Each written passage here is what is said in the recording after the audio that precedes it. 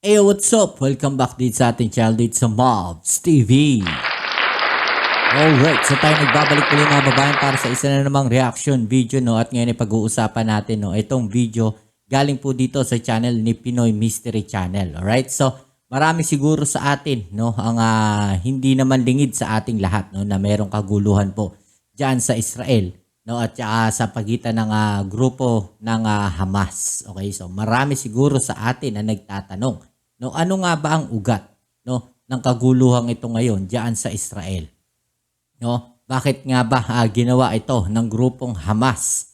'Di ba? At napakaraming sibilyan na ngayon ang nadadamay. Okay? So 'yan ang ating alamin at pag-uusapan. Pero syempre bago ang lahat, don't forget to subscribe po diyan sa channel ni Pinoy Mystery Channel. Nandiyan po sa ibaba ang full video link. I-click nyo lang po at i-subscribe ang kanyang channel at panoorin ang kanyang mga video uploads. Alright? At syempre kung ikaw ay bago pa lang dito sa ating channel, ano pang hinihintay mo? Don't forget to subscribe, like, share at comment dyan sa comment section. Okay? So huwag na natin patagalin. Umpisahan na natin to. Let's go.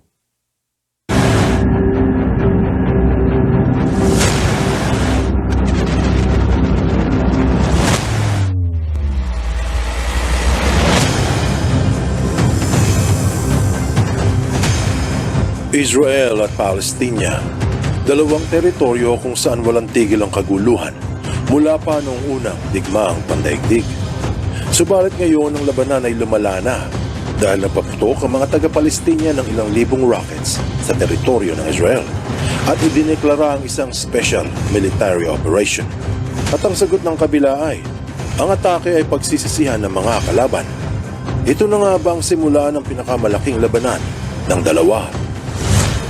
Siguradong magugulat ka sa malalaman mo na ang punot dulo ng gulo ay hindi lang politika o awayan ng lupa. Ito ay dahil sa pagbabalik ng Mesiyas sa Israel. Mayroong mga naniniwala at marami din namang naghihinala. Ang tanong, totoo ba?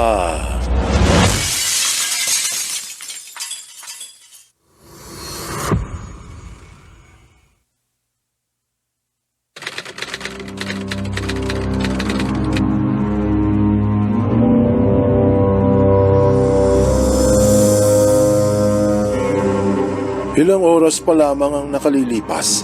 Sabado, ikapito ng Oktubre. Walang sabi-sabi nang inatake ng Palestina ang bandang ibaba ng Israel sa isang military operation na tinawag nilang Operation Al-Aqsa Flood. Pinangunahan ito ng grupong Hamas o ang Harakat al-Muqawama al-Islamiyya o sa Ingles, Islamic Resistance Movement.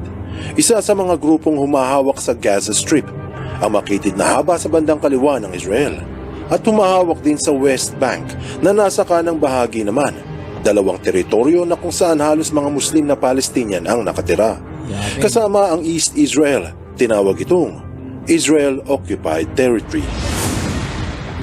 Ilang dekada hinawakan ng pamahalang Israel ang tatlong lupain mula noong taong 1967 matapos ang tinawag nilang Six-Day War. Bagamat nananatiling halos puro Muslim ang mga taga roon, pinilit na pamunuan ito ng mga Hudyo. Subalit kahit anong gawing sapilitan, hindi ito tinanggap ng mga residente. Taong 2005, nagpasya ang ilang bansa sa pangunguna ng Israel na bitawan ang paghawak nila sa Gaza Strip at ibigay ang pamunuan sa isang interim government o pansamantalang gobyerno, habang ang West Bank ay nahati sa ilang bahagi. Yung isa ay hawak ng Israel at yung ilan ay hawak ng Palestina. So ibinigay na pala sa kanila ulit, no? Ibinalik sa kanila. Baga pansamantala, magtatayo sila ng sarili nilang gobyerno, no? Pinabayaan sila ng Israel, okay? Paglipas ng panahon, mas lalong lumakas ang impluwensya ng maraming grupong lumalaban sa Israel. Sa mata ng mga taga-Palestina, ang mga ito ay mananakop ng kanilang lupain.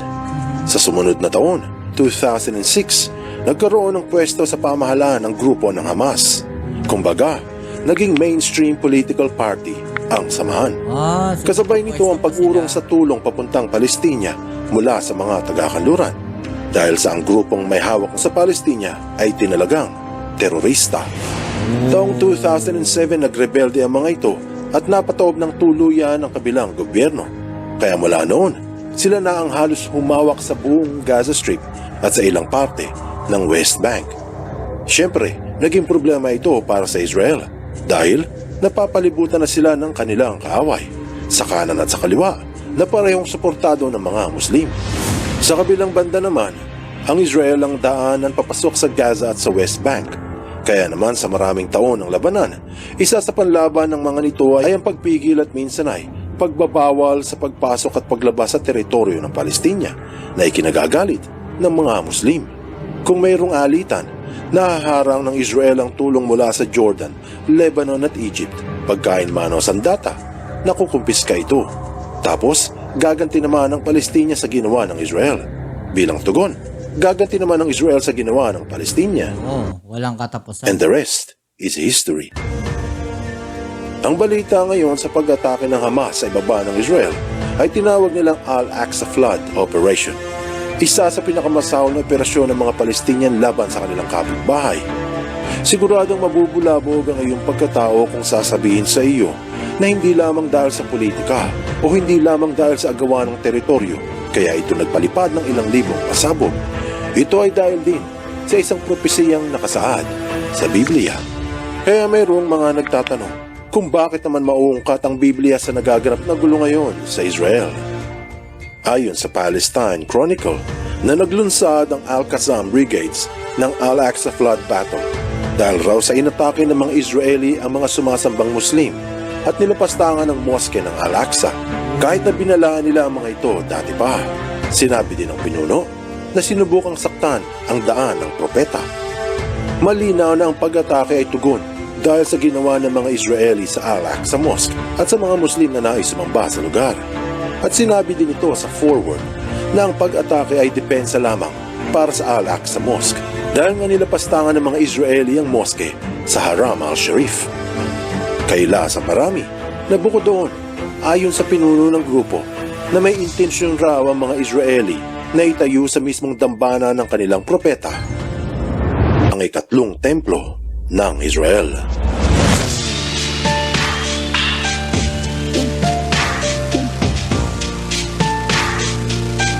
Ito makikita natin dito no na ang labanan nila sa pagitan no ng Israel no at ito Al-Aqsa is yung ng Hamas no is yung relihiyon na no, so tungkol po ito sa relihiyon kaya pala sila nagalit no diyan sa Israel no, so parang yun po yun na isa sa naging dahilan no.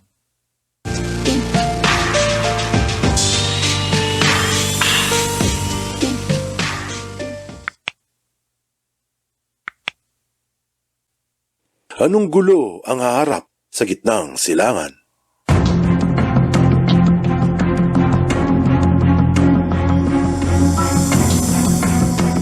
Ang kaguluhan sa Israel ngayon ay dinulot ng propesiyang pinaniniwalaan ng mga Hudyo na darating ang Mesiyas kapag naipatayo ang ikatlong templo.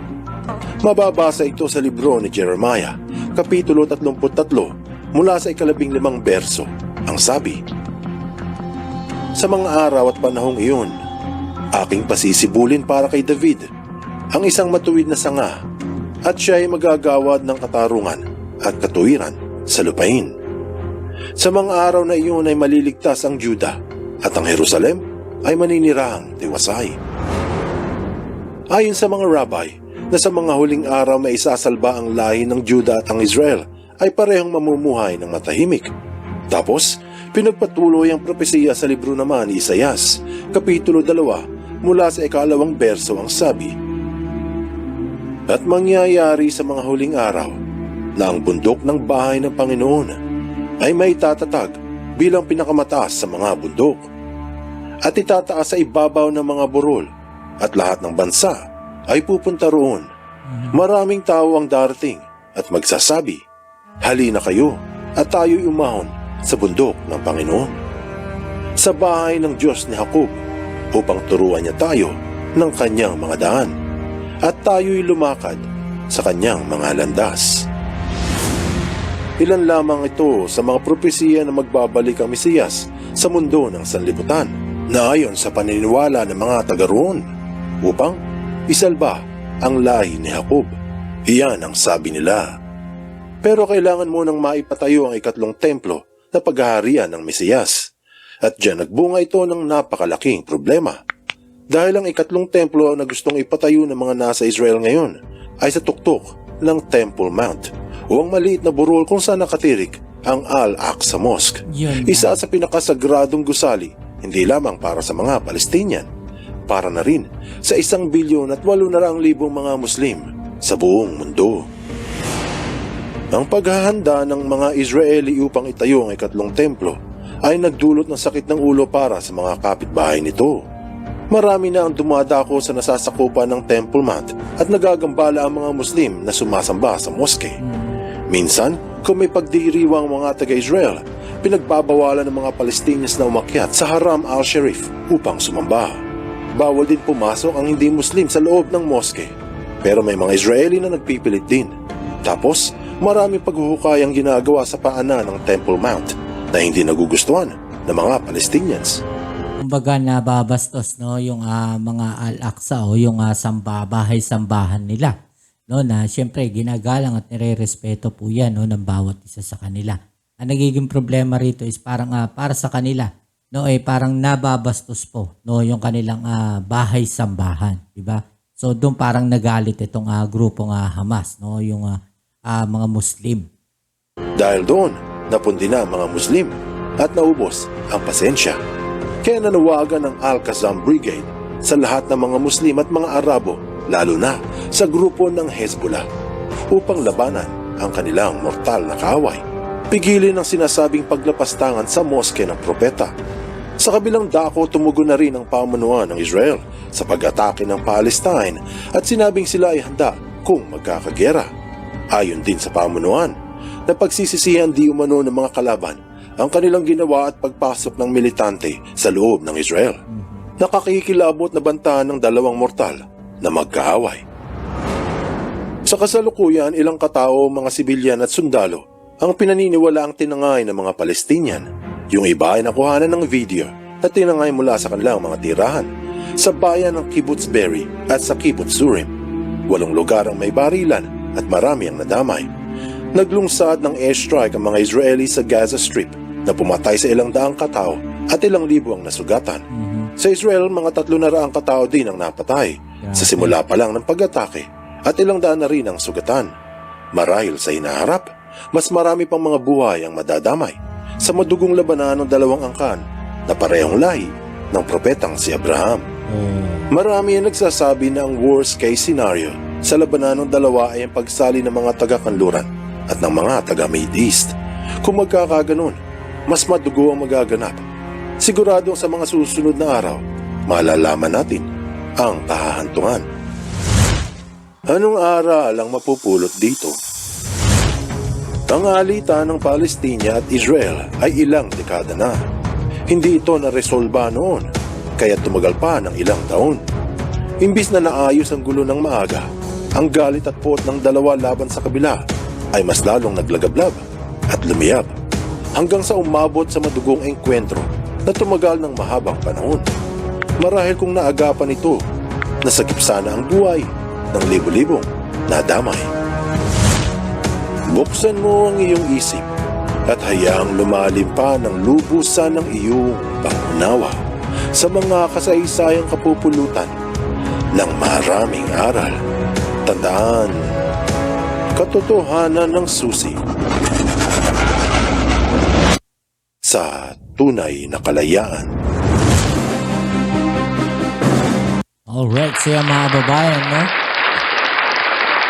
Ang isa sa masakit dito, yung mga nadamay po, no? Na mga sibilyan, no? Yung mga inosente, lalo na yung mga kabataan, no? At balita nga sa ngayon, sa international news, no? Talagang napakarami po, no? Na mga bata ang nadamay at yung iba nga po, binawian ng buhay o namatay, no? At yung mga ibang mga sibilyan na mga nadamay at namatay din, no? Diyan sa nangyaring pag-atake ng Hamas. Alright? So yan muli, maraming salamat sa lahat ng mga patuloy na nakasuporta dito sa ating channel. At kung bago ka pa lang, please don't forget to subscribe, like, share, at comment dyan sa comment section. Kita-kits tayo sa ating next video. Ito muli ang inyong Kuya Mobs dito sa Mobs TV. Peace I'm out.